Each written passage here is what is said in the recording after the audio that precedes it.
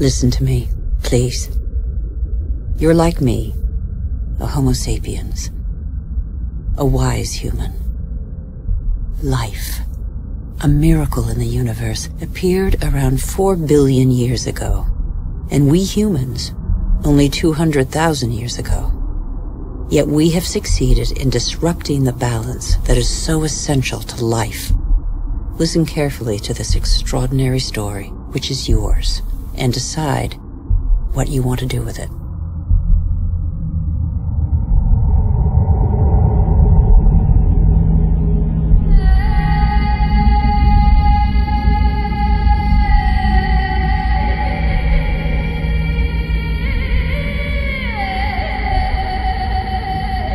These are traces of our origins. At the beginning, our planet was no more than a chaos of fire. A cloud of agglutinated dust particles, similar to so many similar clusters in the universe. Yet this was where the miracle of life occurred.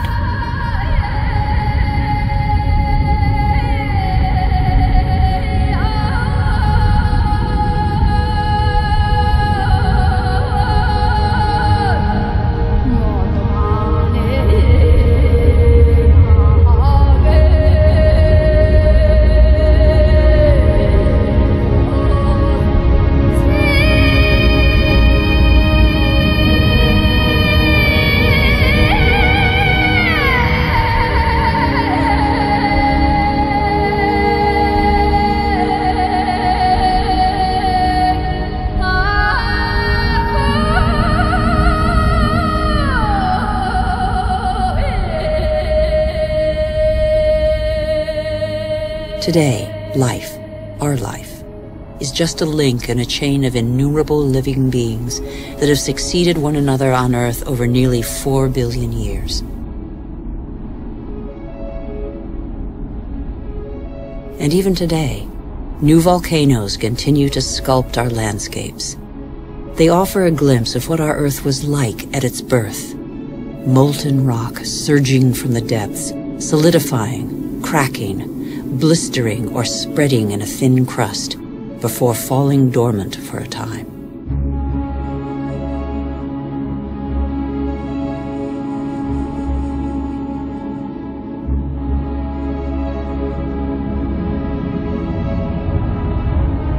These wreaths of smoke curling from the bowels of the Earth bear witness to the Earth's original atmosphere, an atmosphere devoid of oxygen. A dense atmosphere, thick with water vapor, full of carbon dioxide. A furnace.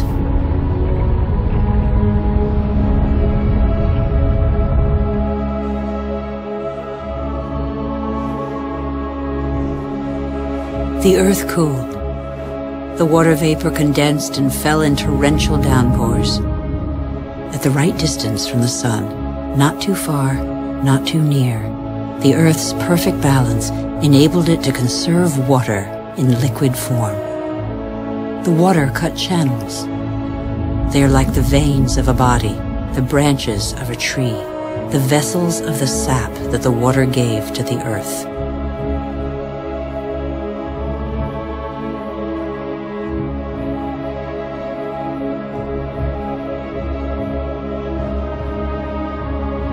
The rivers tore minerals from the rocks and gradually added them to the fresh water of the oceans.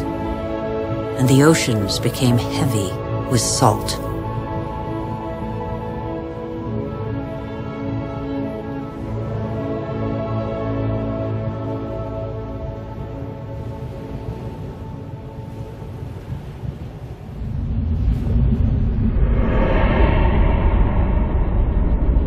Where do we come from?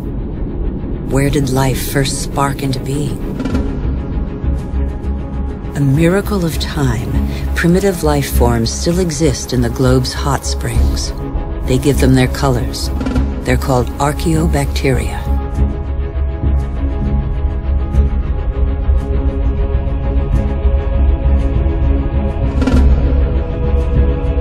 They all feed off the Earth's heat. All except the cyanobacteria, or blue-green algae. They alone have the capacity to turn to the sun to capture its energy. They are a vital ancestor of all yesterday's and today's plant species. These tiny bacteria and their billions of descendants changed the destiny of our planet. They transformed its atmosphere.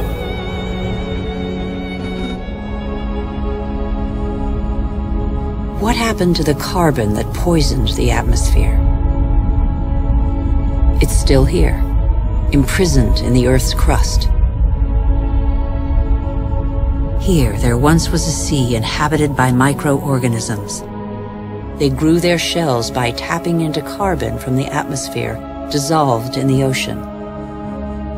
These strata are the accumulated shells of those billions and billions of microorganisms.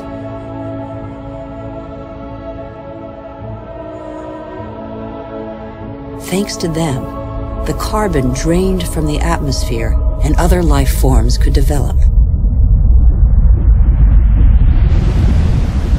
It is life that altered the atmosphere. Plant life fed off the sun's energy, which enabled it to break apart the water molecule and take the oxygen. And oxygen filled the air. The Earth's water cycle is a process of constant renewal. Waterfalls, water vapor, clouds, rain, springs, rivers, seas, oceans, glaciers. The cycle is never broken. There's always the same quantity of water on Earth. All the successive species on Earth have drunk the same water. The astonishing matter that is water, one of the most unstable of all. It takes a liquid form as running water, gaseous as vapor, or solid as ice. In Siberia, the frozen surfaces of the lakes in winter contain the traces of the forces that water deploys when it freezes. Lighter than water, the ice floats. It forms a protective mantle against the cold, under which life can go on.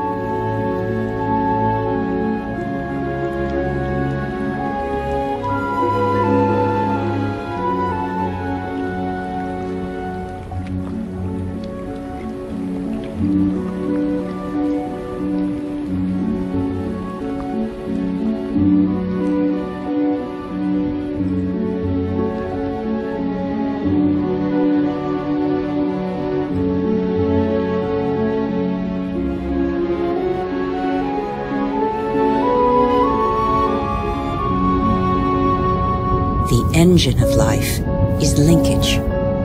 Everything is linked. Nothing is self-sufficient. Water and air are inseparable, united in life and for our life on Earth. Sharing is everything.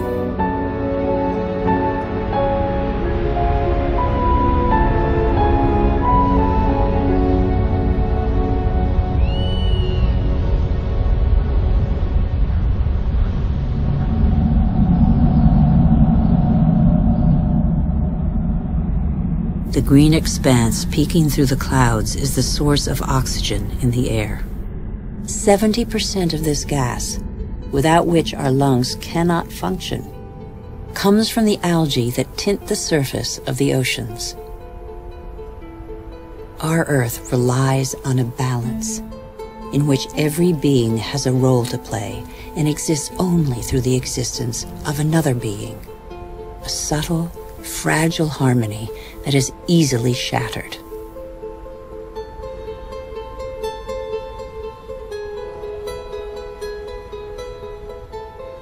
Thus, corals are born from the marriage of algae and shells. Coral reefs cover less than 1% of the ocean floor, but they provide a habitat for thousands of species of fish, mollusks, and algae. The equilibrium of every ocean depends on them.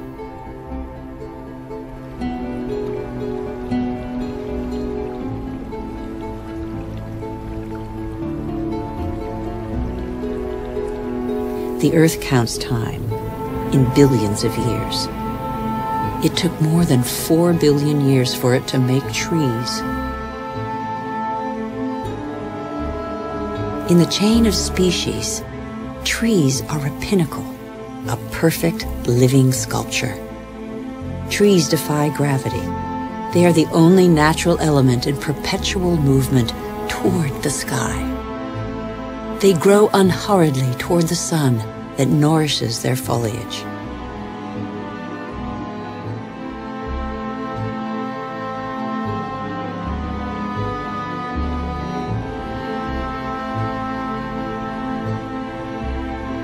They have inherited from those minuscule cyanobacteria the power to capture light's energy. They store it and feed off it, turning it into wood and leaves, which then decompose into a mixture of water, mineral, vegetable, and living matter. And so, gradually, soils are formed.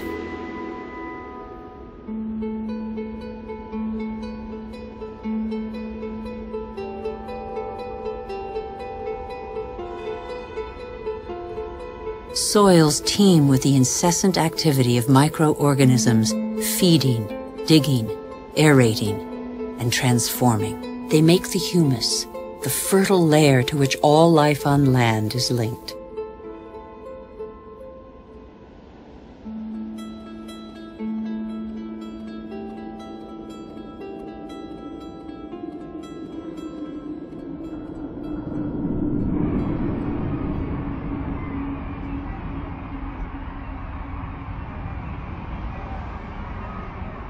What do we know about life on Earth? How many species are we aware of? 1/10 of them? 100th, perhaps? What do we know about the bonds that link them?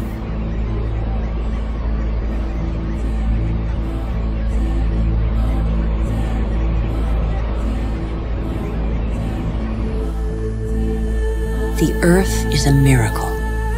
Life remains a mystery.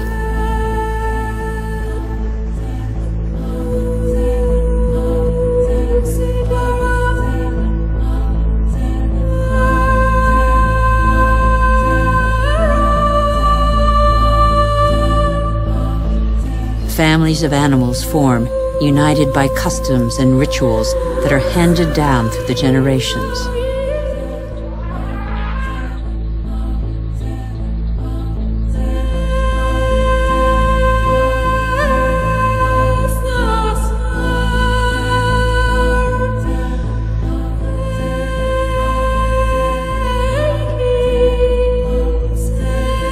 Some adapt to the nature of their pasture, and their pasture adapts to them, and both gain.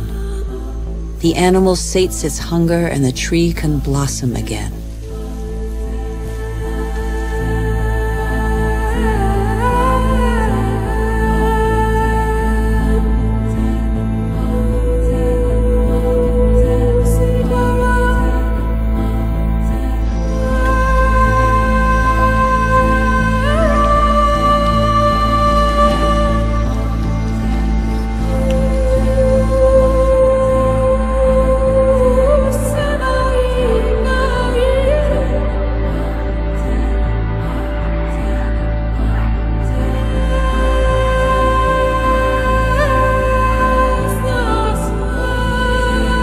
In the great adventure of life on Earth, every species has a role to play. Every species has its place. None is futile or harmful. They all balance out.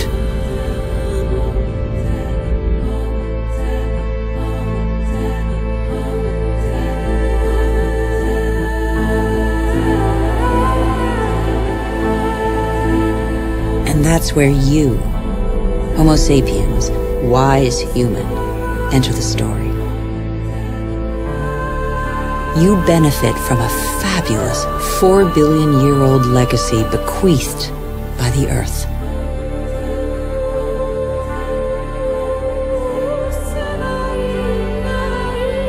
You're only 200,000 years old, but you have changed the face of the world. Despite your vulnerability, you have taken possession of every habitat and conquered swaths of territory like no other species before you.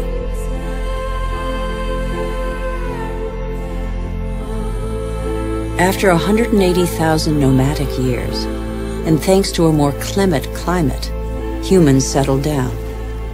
They no longer depended on hunting for survival.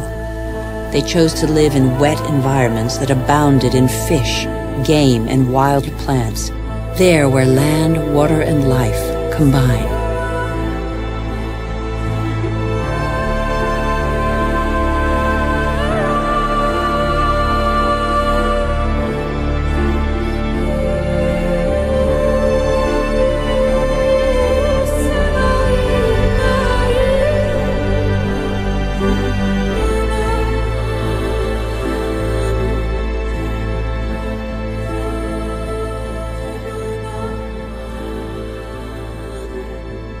Even today, the majority of humankind lives on the continent's coastlines or the banks of rivers and lakes.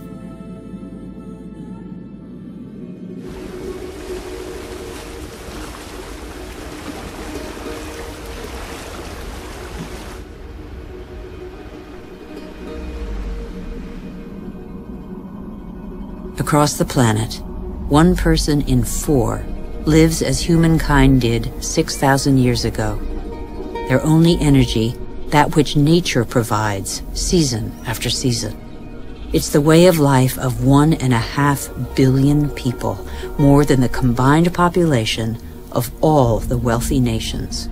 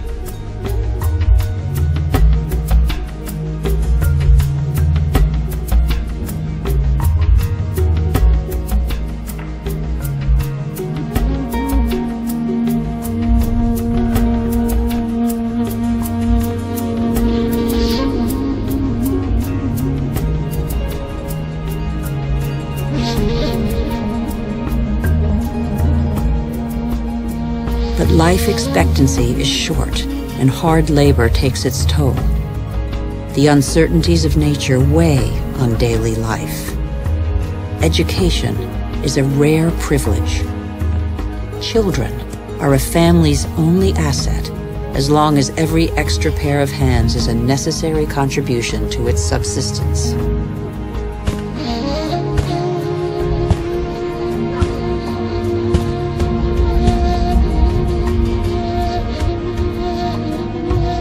Humanity's genius is to have always had a sense of its weakness. The physical energy and strength with which nature insufficiently endowed humans is found in animals that help them to discover new territories.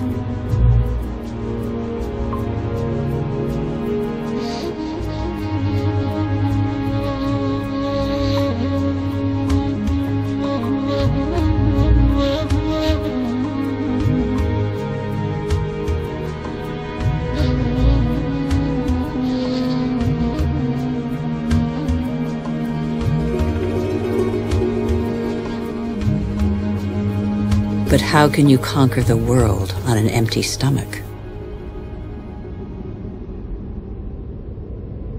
The invention of agriculture turned our history on end. It was less than 10,000 years ago. Agriculture was our first great revolution.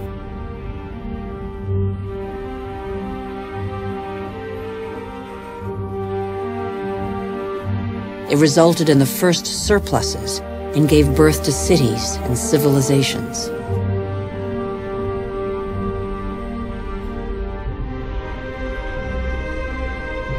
The memory of thousands of years scrabbling for food faded. Having made grain the yeast of life, We multiplied the number of varieties and learned to adapt them to our soils and climates.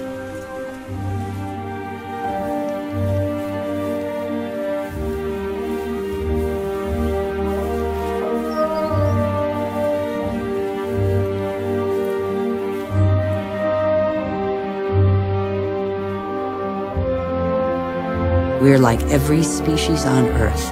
Our principal daily concern is to feed ourselves. When the soil is less than generous and the water becomes scarce, we are able to deploy prodigious efforts to extract from the land enough to live on.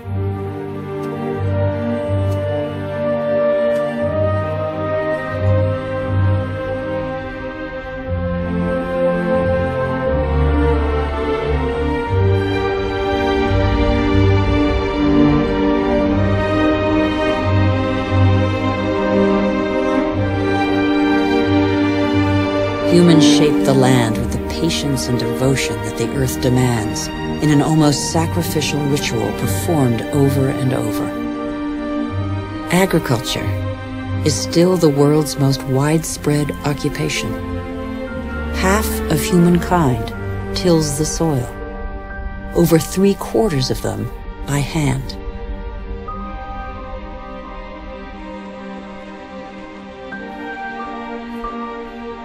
Agriculture is like a tradition handed down from generation to generation in sweat, graft, and toil, because for humanity, it is a prerequisite of survival.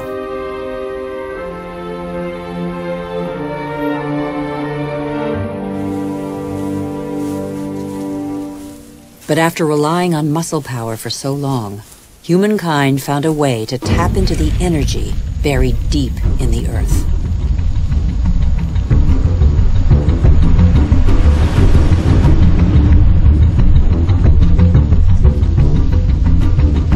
These flames are also from plants, a pocket of sunlight, pure energy, the energy of the sun, captured over millions of years by millions of plants more than 100 million years ago. It's coal, it's gas, and above all, it's oil.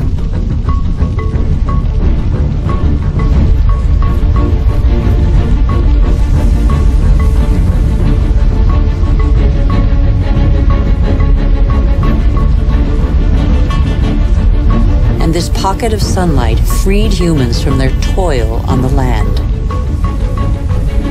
With oil began the era of humans who break free of the shackles of time. With oil, some of us acquired unprecedented comforts, and in 50 years, in a single lifetime, the Earth has been more radically changed than by all previous generations of humanity.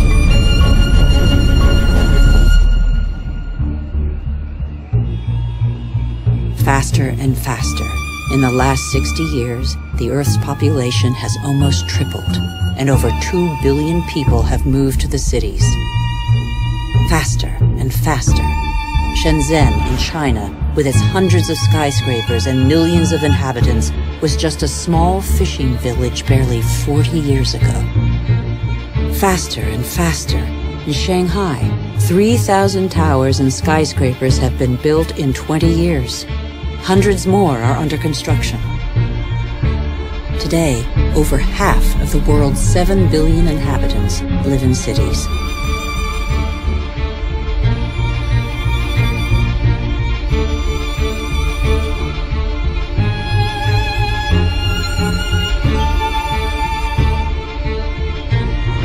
New York, the world's first megalopolis, is the symbol of the exploitation of the energy the Earth supplies to human genius.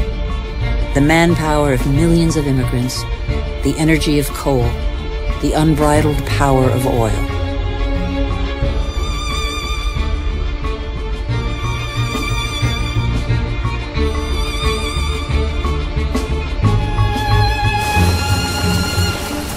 America was the first to harness the phenomenal, revolutionary power of black gold. In the fields, machines replaced men.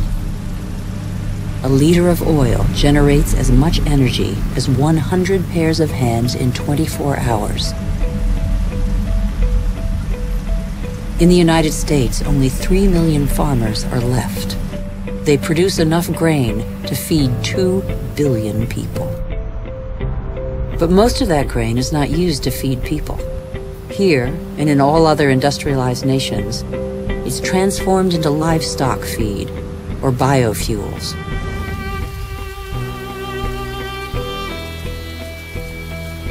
The pocket of sunshine's energy chased away the specter of drought that stalked farmland. No spring escapes the demands of agriculture, which accounts for 70% of humanity's water consumption. In nature, everything is linked. The expansion of cultivated land and single-crop farming encouraged the development of parasites. Pesticides, another gift of the petrochemical revolution, exterminated them. Bad harvests and famine became a distant memory. The biggest headache now was what to do with the surpluses engendered by modern agriculture. But toxic pesticides seeped into the air, soil, plants, animals, rivers, and oceans. They penetrated the heart of cells similar to the mother cell that is shared by all forms of life. Are they harmful to the humans that they released from hunger? These farmers, in their yellow protective suits, probably have a good idea.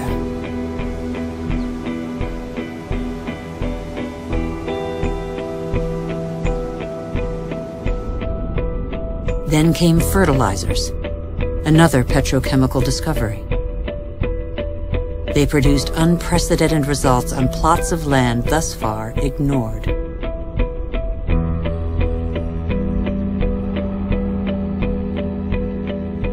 Crops adapted to soils and climates gave way to the most productive varieties and the easiest to transport. And so, in the last century, 3/4 of the varieties developed by farmers over thousands of years have been wiped out.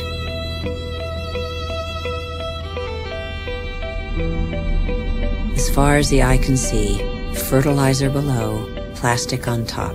The greenhouses of Almeria in Spain are Europe's vegetable garden. A city of uniformly sized vegetables waits every day for the hundreds of trucks that will take them to the continent's supermarkets. The more a country develops, the more meat its inhabitants consume. How can growing worldwide demand be satisfied without recourse to concentration camp-style cattle farms? Faster and faster, like the life cycle of livestock which may never see a meadow, manufacturing meat faster than the animal has become a daily routine. In these vast food lots trampled by millions of cattle, not a blade of grass grows. A fleet of trucks from every corner of the country brings in tons of grain, soy meal, and protein-rich granules that will become tons of meat.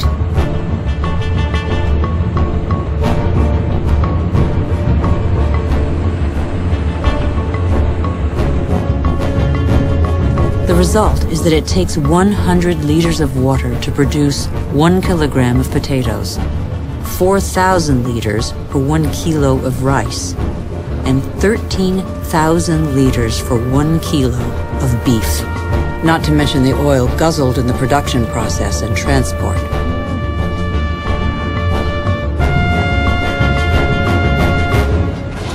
Our agriculture has become oil-powered.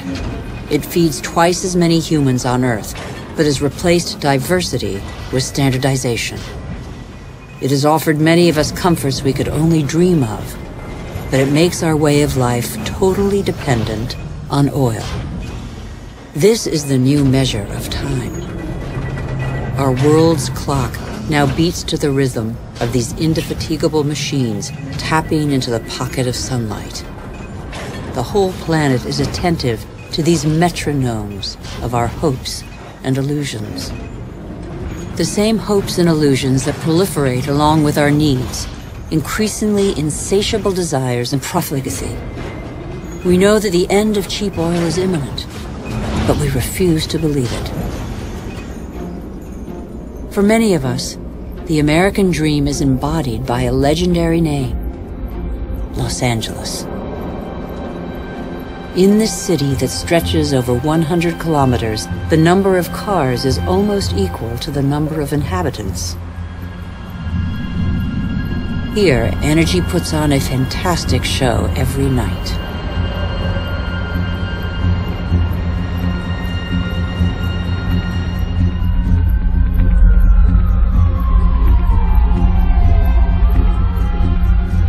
The days seem to be no more than the pale reflection of nights that turn the city into a starry sky.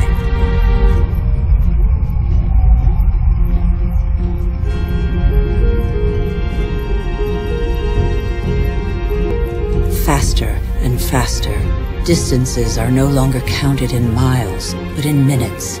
The automobile shapes new suburbs where every home is a castle, a safe distance from the asphyxiated city centers, and where neat rows of houses huddle around dead-end streets.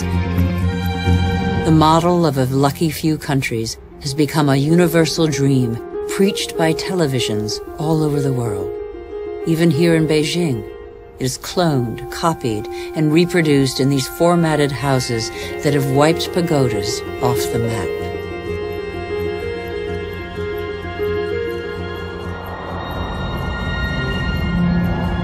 The automobile has become the symbol of comfort and progress. If this model were followed by every society, the planet wouldn't have 900 million vehicles as it does today, but 5 billion. Faster and faster, the more the world develops, the greater its thirst for energy. Everywhere, machines dig, bore, and rip from the earth the pieces of stars buried in its depths since its creation. Minerals.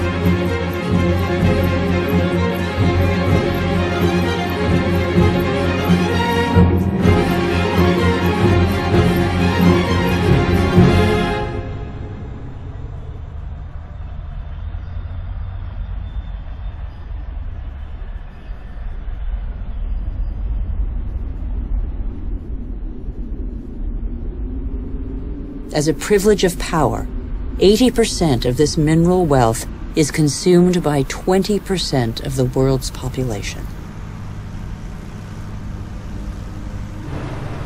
Before the end of this century, excessive mining will have exhausted nearly all the planet's reserves.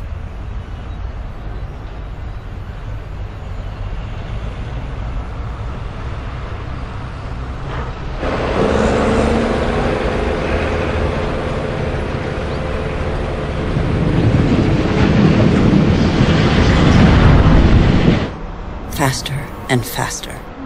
Shipyards churn out oil tankers, container ships, and gas tankers to cater for the demands of globalized industrial production.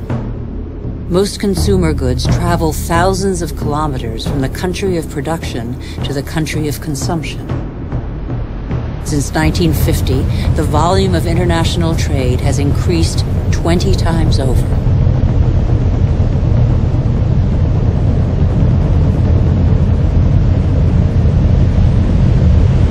90% of trade goes by sea. 500 million containers are transported every year, headed for the world's major hubs of consumption, such as Dubai. Dubai is a sort of culmination of the Western model, a country where the impossible becomes possible, building artificial islands in the sea, for example. Dubai has few natural resources, but with the money from oil, it can bring millions of tons of material and workers from all over the planet. Dubai has no farmland, but it can import food.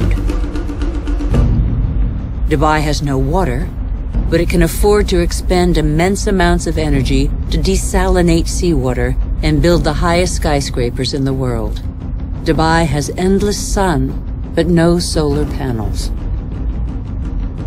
It is the totem to total modernity that never fails to amaze the world.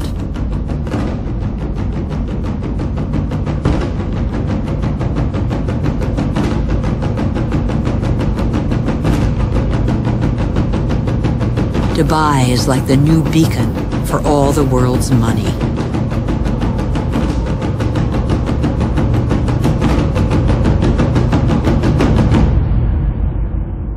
Nothing seems further removed from nature than Dubai, although nothing depends on nature more than Dubai.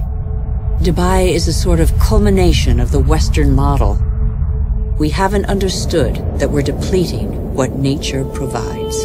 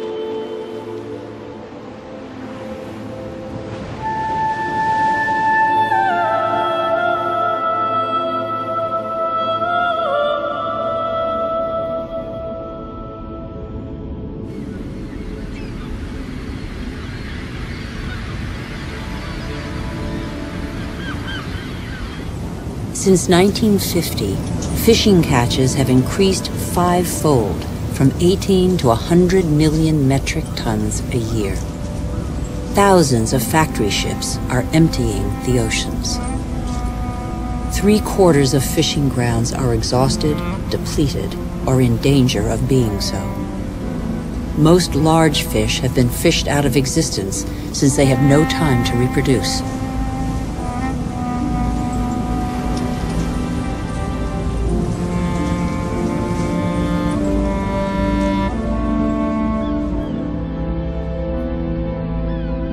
We are destroying the cycle of a life that was given to us.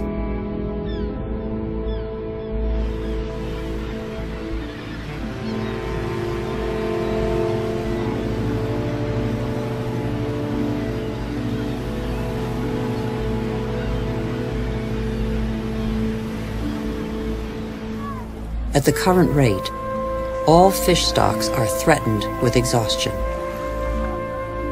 Fish is the staple diet of 1 in 5 humans.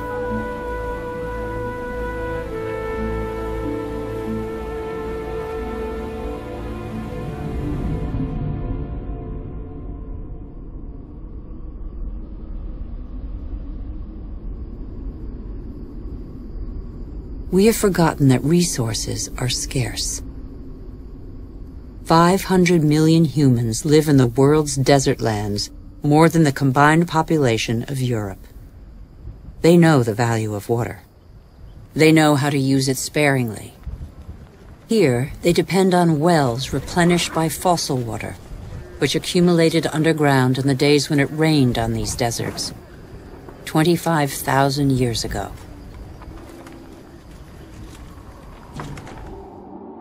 Fossil water also enables crops to be grown in the desert to provide food for local populations. The field's circular shape derives from the pipes that irrigate them around a central pivot. But there is a heavy price to pay. Fossil water is a non-renewable resource.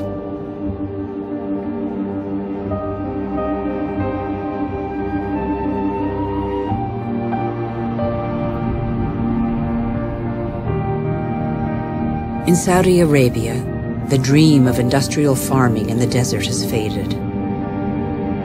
As if on a parchment map, the light spots on this patchwork show abandoned plots.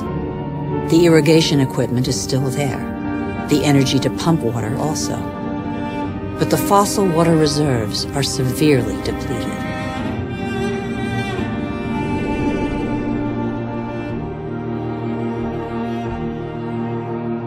Israel turned the desert into arable land.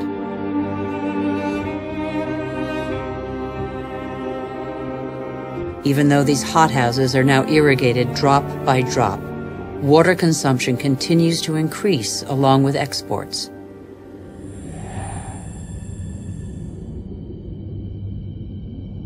the once mighty River Jordan is now just a trickle.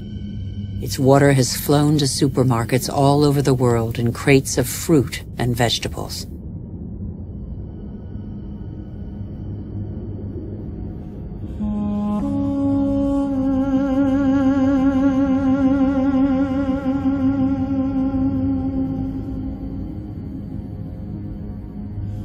The Jordan's fate is not unique. Across the planet, one major river in 10 no longer flows into the sea for several months of the year.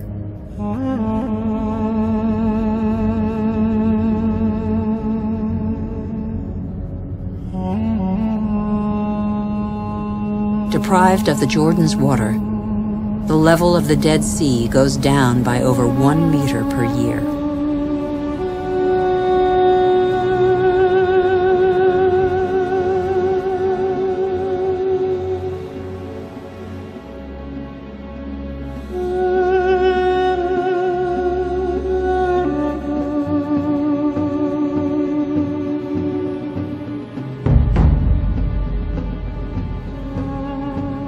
India risks being the country that suffers most from the lack of water in the coming century. Massive irrigation has fed the growing population, and in the last 50 years, 21 million wells have been dug. In many parts of the country, the drill has to sink ever deeper to hit water. In western India, 30% of wells have been abandoned. The underground aquifers are drying out. Vast reservoirs will catch the monsoon rains to replenish the aquifers. In dry season, women from local villages dig them with their bare hands.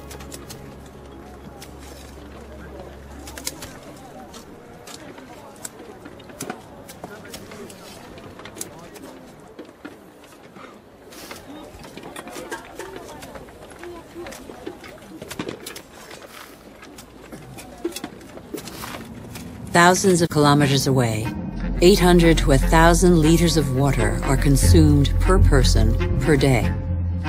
Las Vegas was built out of the desert.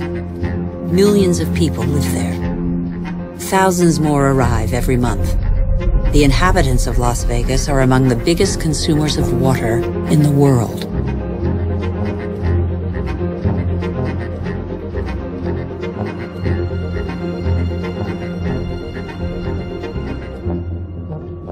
Palm Springs is another desert city with tropical vegetation and lush golf courses. How long can this mirage continue to prosper?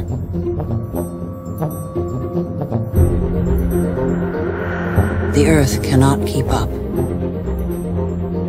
The Colorado River, which brings water to these cities, is one of those rivers that no longer reaches the sea. Water levels in the catchment lakes along its course are plummeting.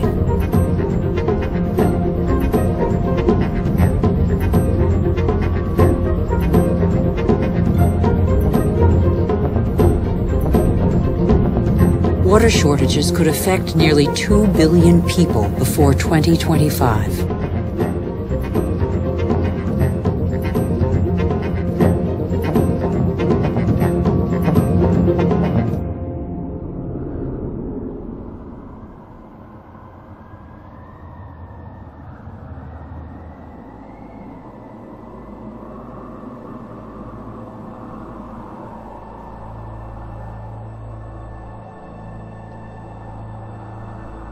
The wetlands represent 6% of the surface of the planet.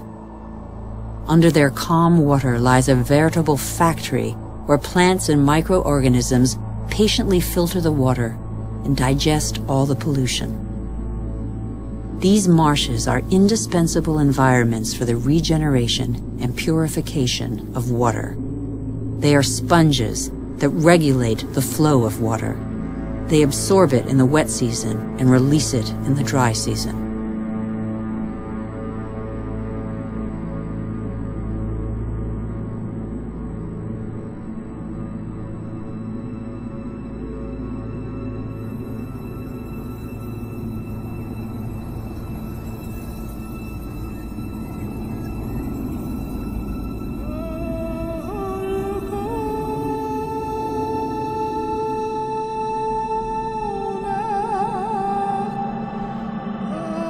In our race to conquer more land, we have reclaimed them as pasture for our livestock, or as land for agriculture or building.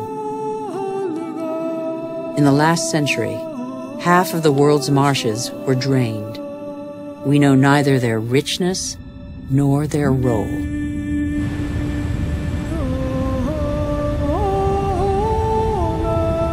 All living matter is linked. Water, air, soil, trees. The world's magic is right in front of our eyes.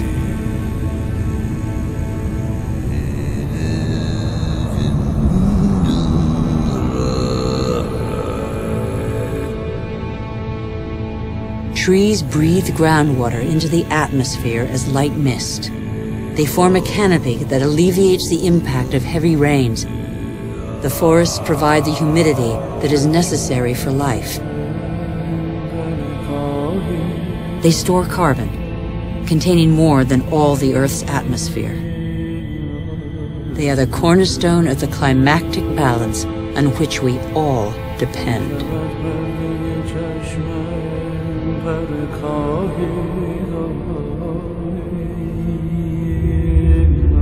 The trees of the primary forests provide a habitat for 3/4 of the planet's biodiversity. That's to say, of all life on Earth.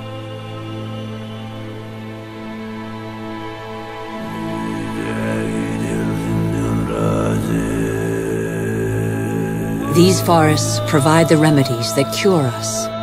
The substances secreted by these plants can be recognized by our bodies. Our cells talk the same language. We are of the same family.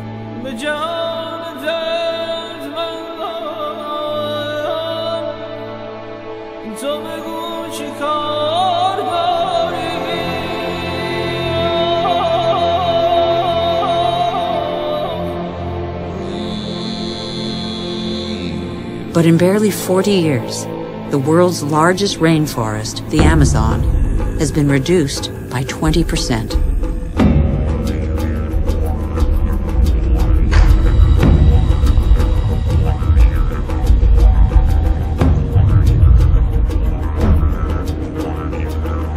The forest gives way to cattle ranches or soybean farms.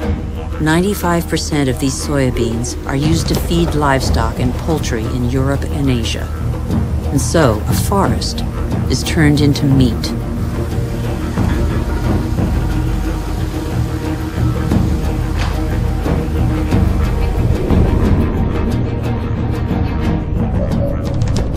Barely 20 years ago, Borneo, the 4th largest island in the world, was covered by a vast primary forest.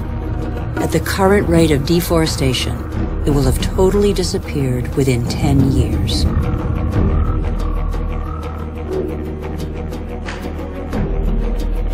Living matter bonds water, air, earth, and the sun.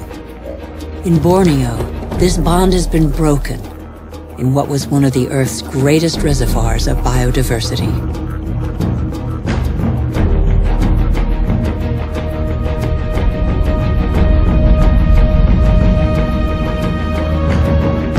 This catastrophe was provoked by the decision to produce palm oil, one of the most productive and consumed oils in the world, on Borneo. Palm oil not only caters to our growing demand for food, but also cosmetics, detergents, and increasingly, alternative fuels. The forest diversity was replaced by a single species, the oil palm. For local people, it provides employment. It is an agricultural industry.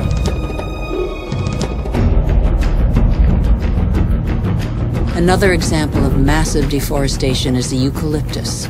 Eucalyptus is used to make paper pulp. Plantations are growing as demand for paper has increased 5-fold in 50 years.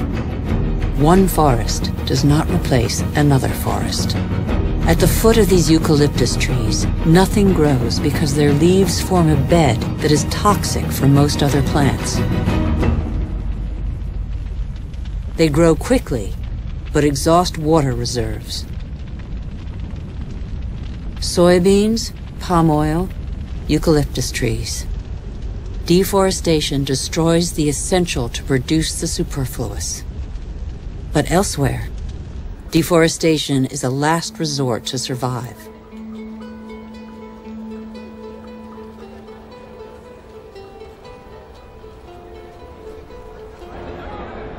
Over 2 billion people, almost a third of the world's population, still depend on charcoal. In Haiti, one of the world's poorest countries, charcoal is one of the population's main consumables. Once the pearl of the Caribbean, Haiti can no longer feed its population without foreign aid.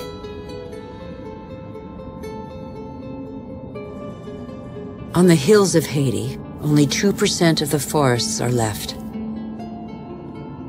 Stripped bare, nothing holds the soils back. The rainwater washes them down the hillsides as far as the sea.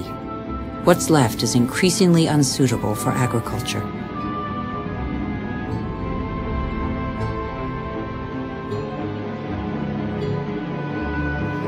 In some parts of Madagascar, the erosion is spectacular. Whole hillsides bear deep gashes hundreds of meters wide. Thin and fragile, soil is made by living matter. With erosion, the fine layer of humus, which took thousands of years to form, disappears.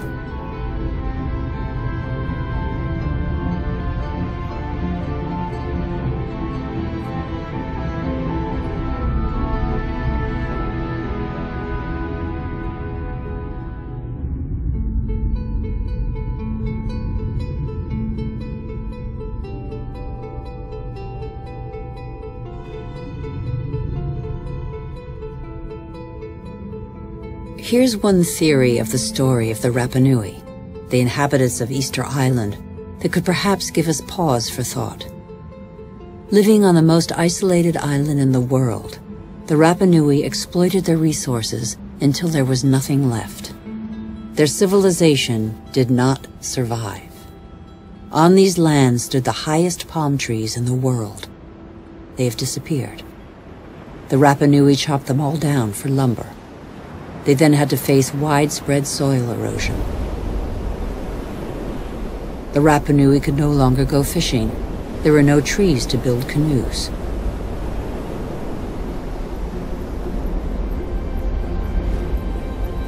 And yet the Rapa Nui formed one of the most brilliant civilizations in the Pacific.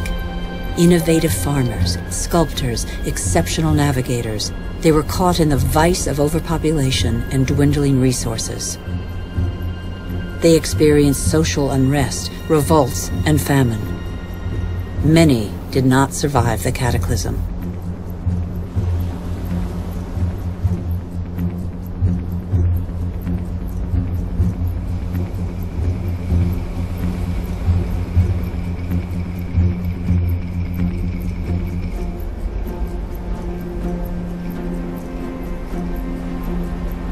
The real mystery of Easter Island is not how its strange statues got there. We know now. It's why the Rapa Nui didn't react in time.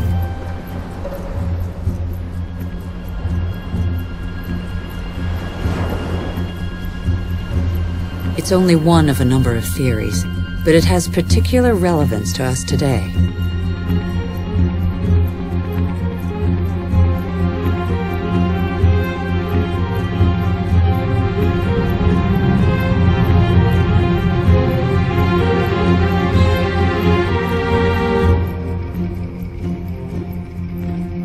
Since 1950, the world's population has almost tripled. And since 1950, we have more fundamentally altered our island, the Earth, than in all of our 200,000-year history. Nigeria is the biggest oil exporter in Africa, and yet 70% of the population lives under the poverty line. The wealth is there, but the country's inhabitants don't have access to it. The same is true all over the globe. Half the world's poor live in resource-rich countries.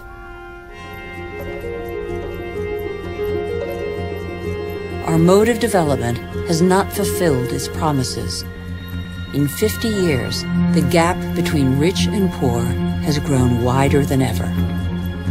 Today, half the world's wealth is in the hands of the richest 2% of the population.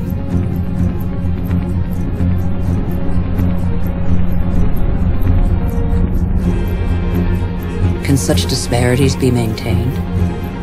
They're the cause of population movements whose scale we have yet to fully realize. The city of Lagos had a population of 700,000 in 1960. That will rise to 16 million by 2025. Lagos is one of the fastest growing megalopolises in the world. The new arrivals are mostly farmers forced off the land for economic or demographic reasons, or because of diminishing resources. This is a radically new type of urban growth driven by the urge to survive rather than to prosper.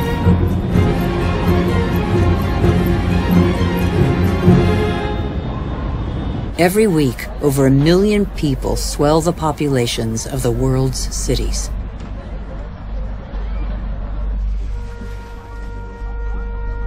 One human being in 6 now lives in a precarious, unhealthy, overpopulated environment without access to daily necessities such as water, sanitation, or electricity.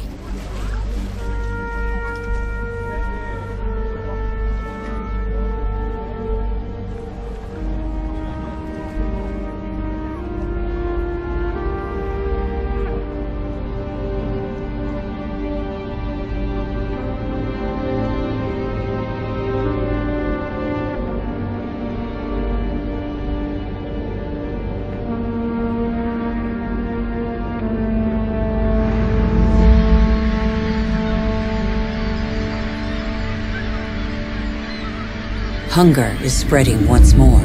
It affects nearly 1 billion people.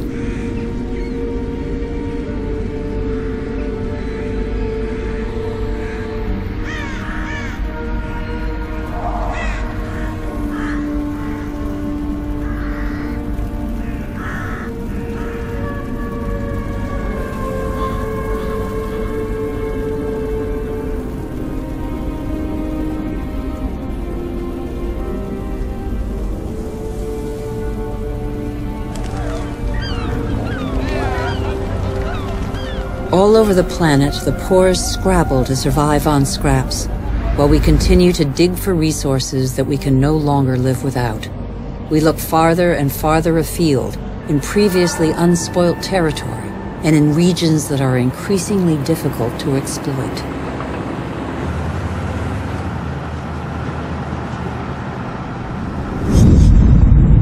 We're not changing our model. Oil might run out. We can still extract oil from the tar sands of Canada. The biggest trucks in the world move thousands of tons of sand. The process of heating and separating bitumen from the sand requires millions of cubic meters of water. Colossal amounts of energy are needed. The pollution is catastrophic. The most urgent priority, apparently, is to pick every pocket of sunlight.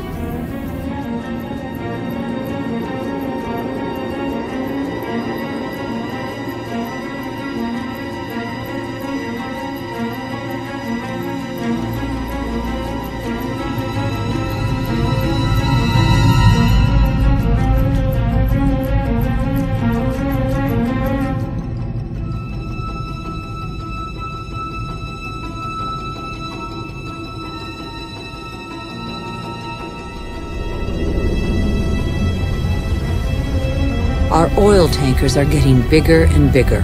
Our energy requirements are constantly increasing. We try to power growth like a bottomless oven that demands more and more fuel.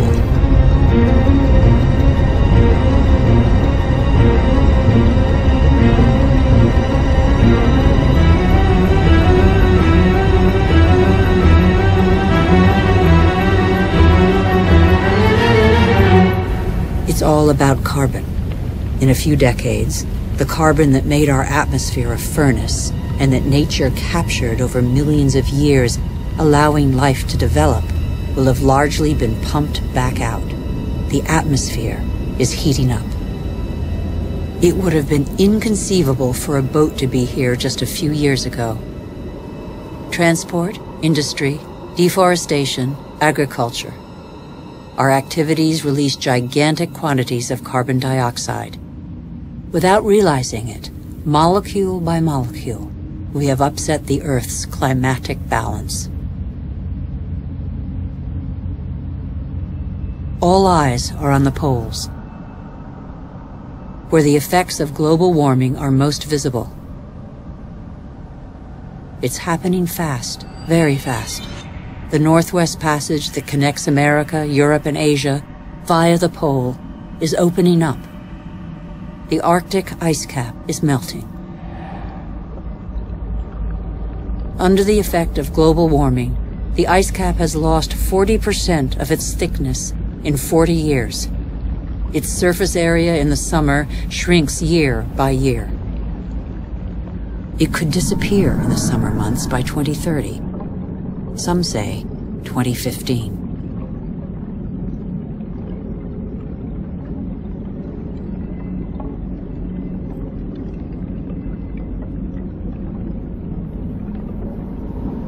The sunbeams that the ice sheet previously reflected back now penetrate the dark water, heating it up. The warming process gathers pace.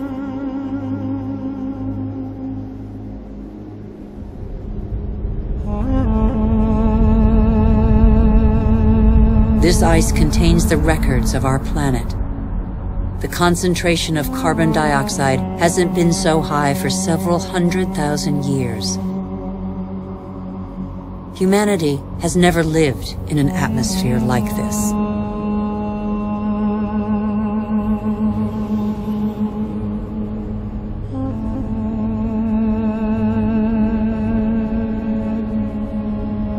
Is excessive exploitation of our resources threatening the lives of every species? Climate change accentuates the threat. By 2050, a quarter of the Earth's species could be threatened with extinction. In these polar regions, the balance of nature has already been disrupted.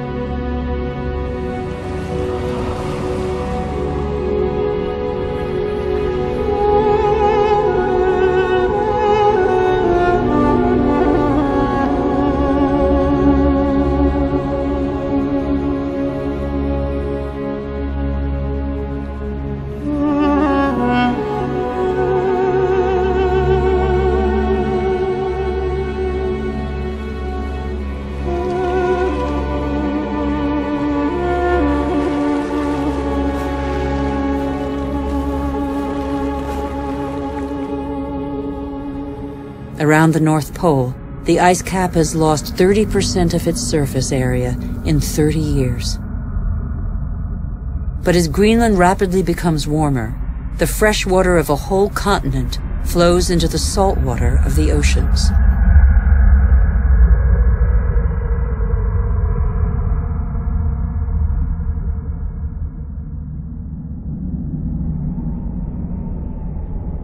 Greenland's ice contains 20% of the fresh water of the whole planet. If it melts, sea levels will rise by nearly 7 meters.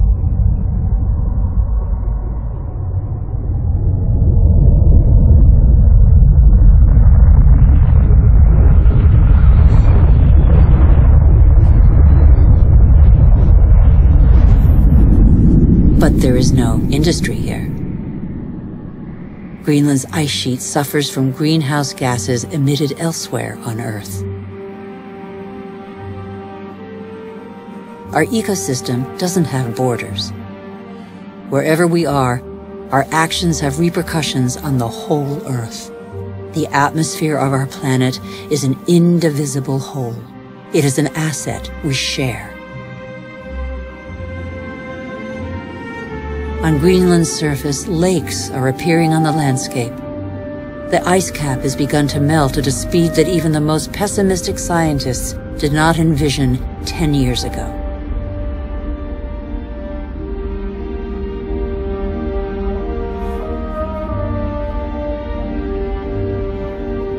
More and more of these glacier-fed rivers are merging together and burrowing through the surface. It was thought the water would freeze in the depths of the ice. On the contrary, it flows under the ice, carrying the ice sheet into the sea where it breaks into icebergs.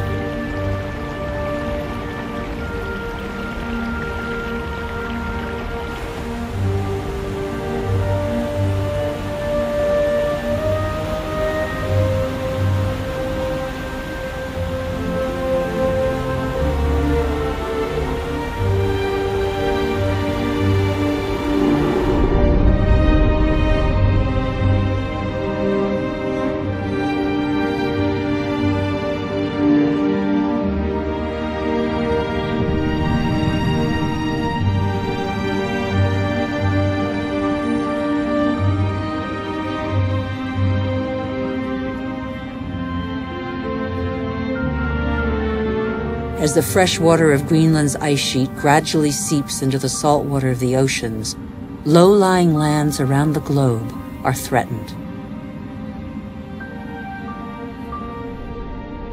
Sea levels are rising. Water expanding as it gets warmer caused, in the 20th century alone, a rise of 20 centimeters. Everything becomes unstable. Coral reefs, for example, are extremely sensitive to the slightest change in water temperature. 30% have disappeared. They are an essential link in the chain of species.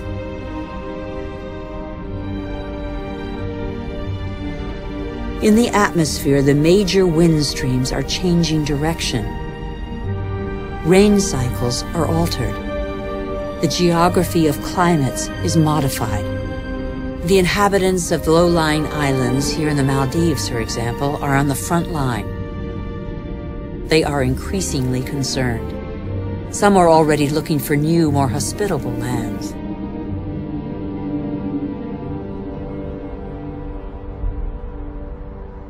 If sea levels continue to rise faster and faster, what will major cities like Tokyo, the world's most populous city, do? Every year, scientists' predictions become more and more alarming. 70% of the world's population lives on coastal plains. 11 of the 15 biggest cities stand on a coastline or river estuary. As the seas rise, salt will invade the water table, depriving inhabitants of drinking water. Migratory phenomena are inevitable. The only uncertainty concerns their scale.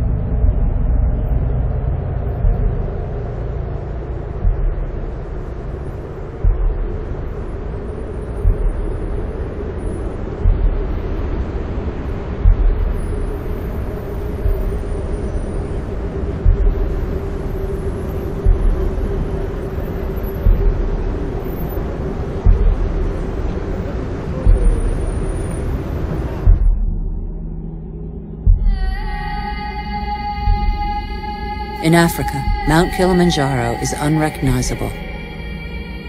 80% of its glaciers have disappeared. In summer, the rivers no longer flow. Local peoples are affected by the lack of water. Even on the world's highest peaks, in the heart of the Himalayas, eternal snows and glaciers are receding. Yet these glaciers play an essential role in the water cycle. They trap the water from the monsoons as ice and release it in the summer when the snow melts.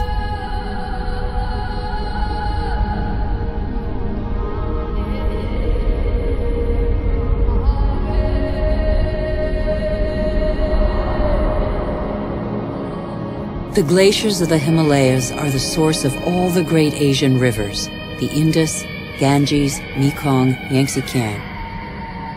2 billion people depend on them for drinking water and to irrigate their crops, as in Bangladesh. On the delta of the Ganges and Brahmaputra, Bangladesh is directly affected by the phenomena occurring in the Himalayas and at sea level. This is one of the most populous and poorest countries in the world. It is already hit by global warming. The combined impact of increasingly dramatic floods and hurricanes could make 1/3 of its landmass disappear. When populations are subjected to these devastating phenomena, they eventually move away.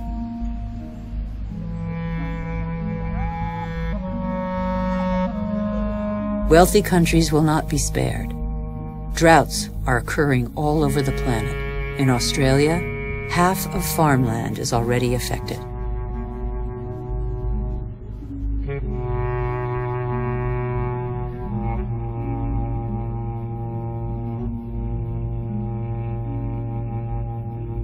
We are in the process of compromising the climactic balance that has allowed us to develop over 12,000 years.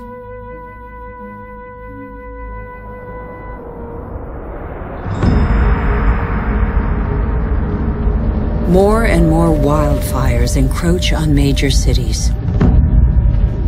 In turn, they exacerbate global warming. As the trees burn, they release carbon dioxide. The system that controls our climate has been severely disrupted. The elements on which it relies have been disrupted.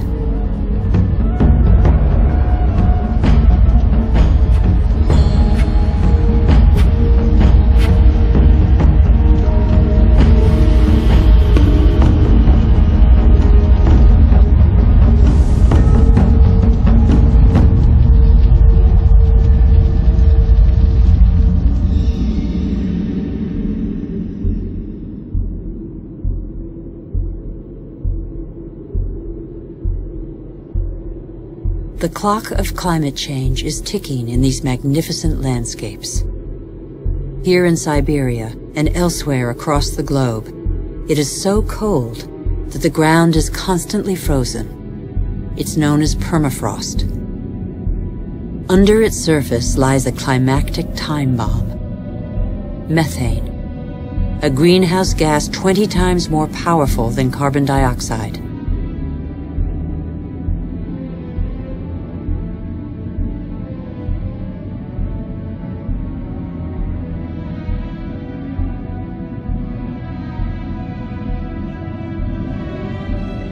If the permafrost melts, the methane released would cause the greenhouse effect to race out of control with consequences no one can predict.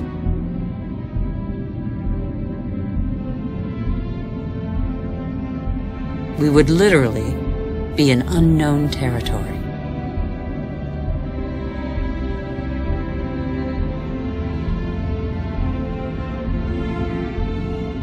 Humanity has no more than 10 years to reverse the trend and avoid crossing into this territory. Life on Earth as we have never known it.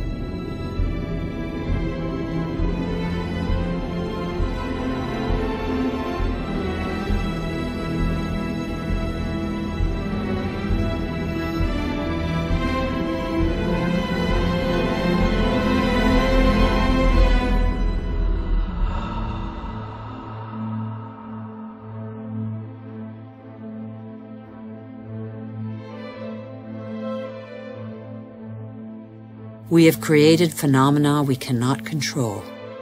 Since our origins, water, air, and forms of life are intimately linked. But recently, we have broken those links. Let's face the facts. We must believe what we know. All that we have just seen is a reflection of human behavior. We have shaped the Earth in our image. We have very little time to change. How can this century carry the burden of 9 billion human beings if we refuse to be called to account for everything we alone have done.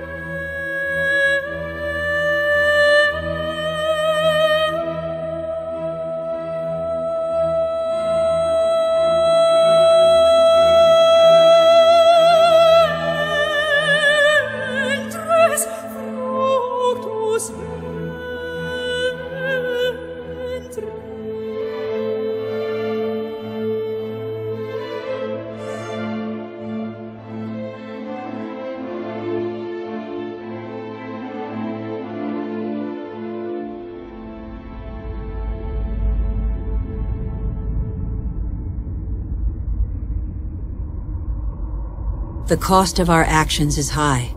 Others pay the price without having been actively involved. I have seen refugee camps as big as cities, sprawling in the desert.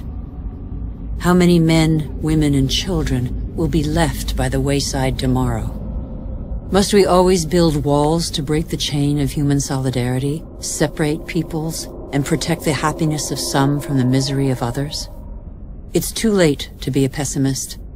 I know that a single human can knock down every wall. It's too late to be a pessimist. Worldwide, 4 children out of 5 attend school. Never has learning been given to so many human beings. Everyone, from richest to poorest, can make a contribution. Lesotho, one of the world's poorest countries, is proportionally the one that invests most in its people's education. Qatar, one of the world's richest states, has opened its doors to the best universities. Culture, education, research, and innovation are inexhaustible resources. In the face of misery and suffering, millions of NGOs prove that solidarity between peoples is stronger than the selfishness of nations. In Bangladesh, a man thought the unthinkable and founded a bank that lends only to the poor. In 30 years, it has changed the lives of 150 million people. Antarctica is a continent with immense natural resources that no country can claim for itself, a natural reserve devoted to peace and science. A treaty signed by 49 states has made it a treasure shared by all humanity. It's too late to be a pessimist. Governments have acted to protect nearly 2% of the world's territorial waters. It's not much, but it's 2 times more than 10 years ago. The first natural parks were created just over a century ago. They cover over 13% of the continents. They create spaces where human activity is in step with the preservation of species, soils, and landscapes. This harmony between humans and nature can become the rule, no longer the exception. In the United States, New York has realized that nature does for us. These forests and lakes supply all the drinking water the city needs. In South Korea, the forests have been devastated by war. Thanks to a national reforestation program, they once more cover 65% of the country. More than 75% of paper is recycled. Costa Rica has made a choice between military spending and the conservation of its lands. The country no longer has an army. It prefers to devote its resources to education, ecotourism, and the protection of its primary forest. Gabon is one of the world's leading producers of wood. It enforces selective logging, not more than 1 tree every hectare. Its forests are one of the country's most important economic resources, but they have the time to regenerate. Programs exist that guarantee sustainable forest management. They must become mandatory. For consumers and producers, justice is an opportunity to be seized. When trade is fair, when both buyer and seller benefit, everybody can prosper and earn a decent living. How can there be justice and equity between people whose only tools are their hands and those who harvest their crops with a machine and state subsidies? Let's be responsible consumers. Think about what we buy. It's too late to be a pessimist. I've seen agriculture on a human scale. It can feed the whole planet if meat production doesn't take the food out of people's mouths. I have seen fishermen who take care of what they catch and care for the riches of the ocean. I have seen houses producing their own energy. 5,000 people live in the world's first ever eco-friendly district in Freiburg, Germany. Other cities partner the project. Mumbai is the 1,000th to join them. The governments of New Zealand, Iceland, Austria, Sweden, and other nations have made the development of renewable energy sources a top priority. I know that 80% of the energy we consume comes from fossil energy sources. Every week, 2 new coal-fired generating plants are built in China alone. But I have also seen, in Denmark, a prototype of a coal-fired plant that releases its carbon into the soil rather than the air. A solution for the future? Nobody knows yet. I have seen in Iceland an electricity plant powered by the Earth's heat, geothermal power. I have seen a sea snake lying on the swell to absorb the energy of the waves and produce electricity. I have seen wind farms off the coast of Denmark that produce 20% of the country's electricity. The USA, China, India, Germany, and Spain are the biggest investors in renewable energy. They have already created over 2.5 million jobs. Where on earth doesn't the wind blow? I have seen desert expanses baking in the sun. Everything on Earth is linked, and the Earth is linked to the sun, its original energy source. Can humans not imitate plants and capture its energy? In 1 hour, the sun gives the Earth the same amount of energy as that consumed by all humanity in 1 year. As long as the Earth exists, the sun's energy will be inexhaustible. All we have to do is stop drilling the Earth and start looking to the sky. All we have to do is learn to cultivate the sun. All these experiments are only examples, but they testify to a new awareness. They lay down markers for a new human adventure based on moderation, intelligence, and sharing.